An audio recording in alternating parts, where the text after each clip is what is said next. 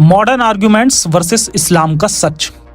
Video में जब ये एक्सप्लेन करना स्टार्ट करता है, फेंकना स्टार्ट करता है, तो एक पॉइंट पर जावेद अख्तर साहब से सवाल करता है। तो हम जनाब जावेद अख्तर साहब से पूछेंगे कि आप बताएं कि फिर सफरिंग इस दुनिया में क्यों है? अगर खुदा नहीं है तो सफरिंग क्यों है? लो भाई, उल्टा चोर कोतवाल को डांटे। अरे मॉडर्न मुफ्ती, खुदा है तो सफरिंग क्यों है, सवाल तो ये होना चाहिए। और ये सवाल जावेद साहब ने उठाया भी, लेकिन जवाब एक भी जगह नहीं है। हर बार वही फालतू की बात। अल्लाह की सिर्फ एक क्वालिटी नहीं, और भी हैं, और उन क्वालिटीज का खुदा में मौजूद होना। खुदा का गाजा के बच्चे मारे जाने पर चुपचाप बैठकर देखना जस्टिफाई करता है।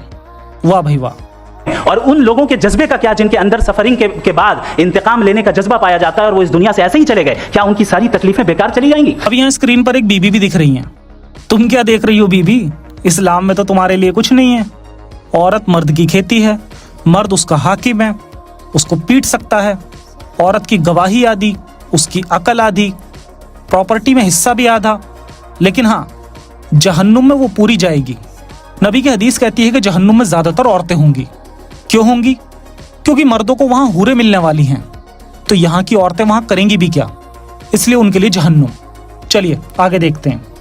आगे जरा देखो, इस्लाम जैसे मजहब का स्कॉलर कैसी बड़ी बड़ी बातें कर रहा है कि बॉल, मुझसे अगर कोई पूछे इस बॉल को किसने बनाया और या इस एक्सपेंडेड बॉल को किसने बनाया, मैं कहूंगा कि चूंकि ये यूनिवर्स और इस यूनिवर्स की तमाम चीजें कॉन्टिंजेंट है। कॉन्टिंजेंट होने का मतलब ये होता है कि जो अपने एग्जिस्टेंस पे किसी के ऊपर डिपेंड करती हो, तो जाहिर है ये यूनिवर्स कॉन्टिंजेंट है। और अगर कोई चीज कॉन्टिंजेंट नहीं है तो मैं रिक्वेस्ट करूंगा कि मुझे दिखा दें कि कौन सी चीज यूनिवर्स में कॉन्टिंजेंट नहीं है। हम भी जरा गौर कर लें और हम भी देख लें। और जब कॉन्टिंजेंट चीजें मौजूद हैं तो फिलोसोफर्स की इस्तिलाह के मुताबिक, हम उस टर्मिनोलॉजी के मुताबिक, हम उस जगह तक पहुंचते हैं और उस हस्ती तक पहुंचते हैं जिसे नेसेसरी बीइंग कहा जाता है। जिसे नेसेसरी बीइंग कहा जाता है।